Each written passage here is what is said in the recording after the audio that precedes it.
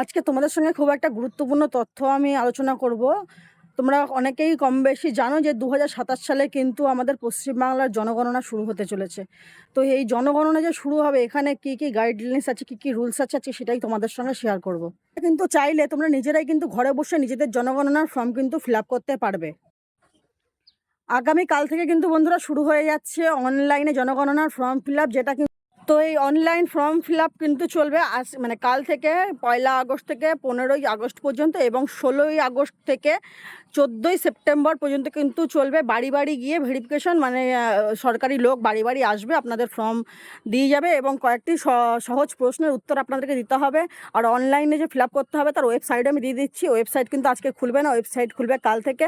আর website কিন্তু চলবে ১৫ তারিখ পর্যন্ত, মানে যেদিনকার ডেট দেওয়া রয়েছে সেদিনকার পর্যন্ত কিন্তু তোমরা অনলাইনে ফর্ম ফিল আপ করতে পারবে, তারপরে কিন্তু আর পারবে না।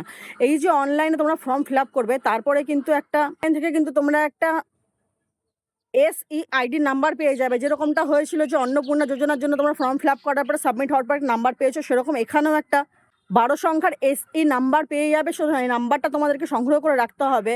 এবং যখন অফলাইনে ফর্ম ফিল আপ চলবে, তখন কিন্তু যখন সরকারি কর্মীরা আপনাদের বাড়িতে যাবে, তখন আপনাদেরকে ওই SE নাম্বার দেখালে আপনাদের ফর্ম ফিল আপ আর করার দরকার নেই।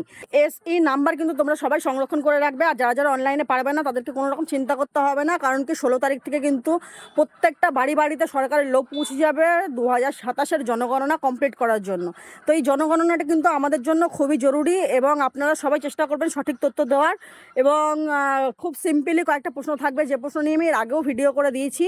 তো সেই প্রশ্নগুলো সঠিক সঠিক উত্তর দিয়ে দিলেই আমাদের জনগণনা সম্পূর্ণ হয়ে যাবে। ভিডিওটা সকলকে জানানোর জন্য অবশ্যই সবাই একটু বেশি বেশি করে শেয়ার করে দেবেন।